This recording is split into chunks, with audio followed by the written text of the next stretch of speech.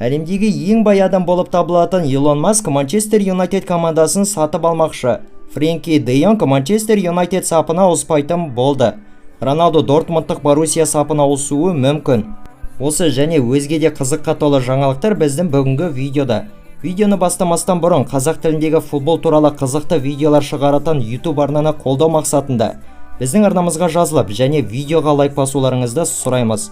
Су жаңа видеоларды өткізіп алмасы үшін қоңырау түймешесін басуды ұмытпаңыздар. Ал олай болса, біз бастаймыз.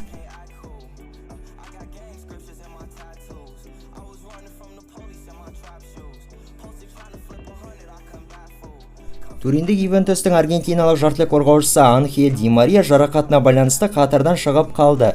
Осы жайында итальянда клубтың ресми сайтында хабарланды. Футболшыда сол жақ санының жетекші бұлшықеті зақымданғаны анықталған. Оның жарақатынан айығып қалпына келуіне шамамен 2 аптадай уақыт кетеді делінуде. Осы маусымда 34 жасар Ди Мария 1 гол және 1 нәтижелі пасты еншілеп үлгерді. Оның туриндік клубпен келісім шарты 2023 жылдың жазына дейін жарамды. Манчестер Юнайтедтің бас жаттықтырушысы Эрик Тен Хаг клуб басшыларынан Барселонаның шабуылшысы Пьер-Эмерик Обамеянгты сатып алуды сұрауда.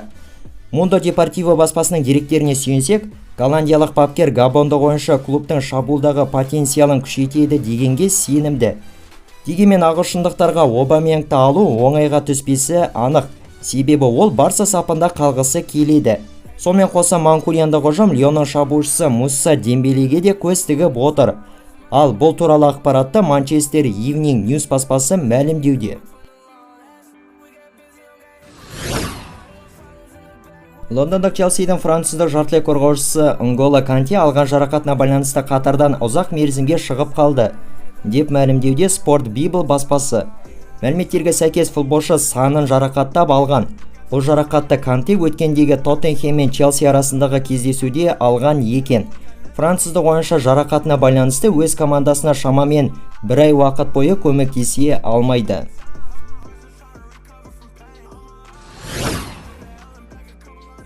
Барселонаның нидерландиялық жартылай қорғаушысы Френки де Йонг ақыры Манчестер Юнайтед сапына ауыспайтын болған, деп хабарлайды Sky Sports баспасы.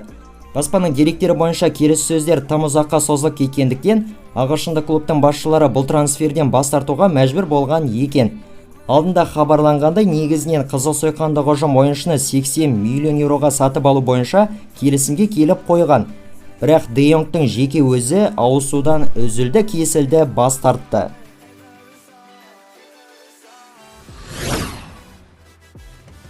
Челси командасының басшылары жартылай қорғаушы Мейсон Маунт және де қорғаушы Рис Джеймспен 2029 жылға дейінгі жаңа келісім шартқа отырғылары келеді.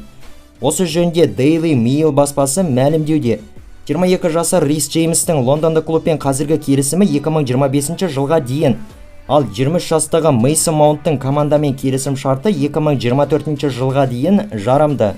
Аталған екі ойыншы да Челси академиясының түлектері болып табылады.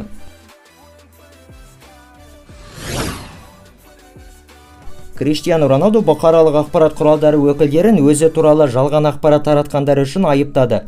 Шабуылшы Instagram желісіндегі трансферлік болжамдар жарияланатын фанаттық аккаунттың постына былай деп коммент жазып қалдырған екен. Олар бар шындықты бірнеше аптадан кейін мен өзім сұхбат бергеннен кейін білетін болады. Бақ өкілдері жалған ақпараттар таратады. Соңғы бірнеше айда олар жазған 100 жаңалықтың тек 5-еуі ғана шындыққа сәйкес келеді. Ал енді істің шынымен де қандай екенін елестетіп көріңіздер.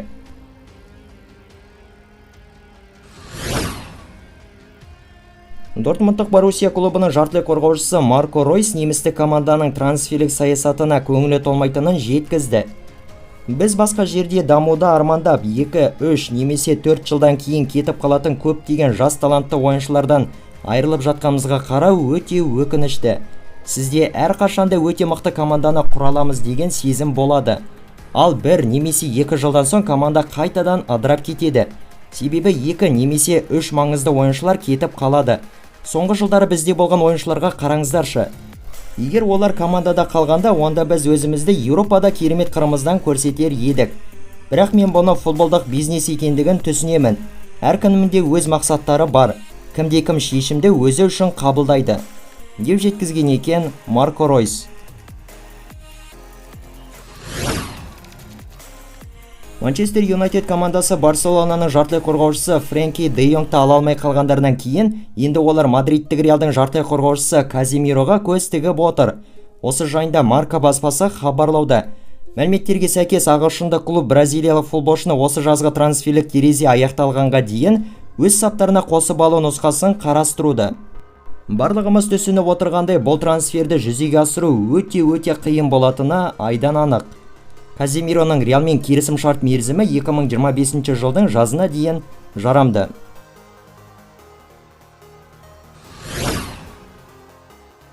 Кристал Пэластың даниялық қорғаушысы Йоаким Андерсен өткендегі Ливерпульмен болған кездесуден кейін өзіне қауіп төнгенін айтты.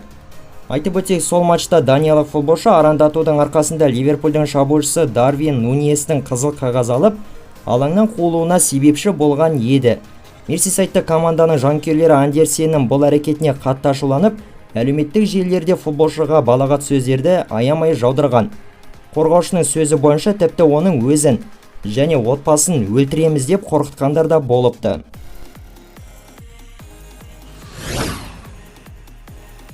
Лондондық Челси клубы Уэсли Фофана үшін Лестер командасы талап етіп сұрап отырған бағаны төлеуге келіскен, деп хабарлайды The Guardian баспасы. Деректерге сүйенсек, трансфер сомасы шамамен 95 миллион еуроны құрамақ. Мұндай жағдайда Фофана футбол тарихындағы ең қымбат орталық қорғаушылар тізімі бойынша голландиялық қорғаушы Вирджил ван Dijktан басып озады. Фофана Лестер командасының басшыларынан оны Челсиға жіберулерін сұрауда. Және де француздық футболшы Лестер клубы оның бағасын негізсіз асыра бағалап отыр деп есептейді. Түркиялық Бешикташ клубы Эвертонның жартылай қорғаушысы Дели Алиге қызығуда. Осы жайында инсайдер Фабрицио Романо хабарлауда. Ақпараттар бойынша түркиялық команда футболшыны осы трансферлік терезенің соңына дейін сатып алулары немесе жалға алулары мүмкін. Эвертон клубы болса, олар Дели Алиді жіберуге дайын. Ойыншының ағылшында командамен келісімі 2024 жылға дейін негізделген. Манчестер Юнайтедтің шабуылшысы Криштиану Роналду Дортмундтық Боруссия сапына ауысуы мүмкін деп мәлімдеуде AS баспасы. Баспаның мәліметі бойынша футболшының агенті Жорже Мендеш немістік клубтың өкілдерімен келіссөздер жүргізіп көрмек.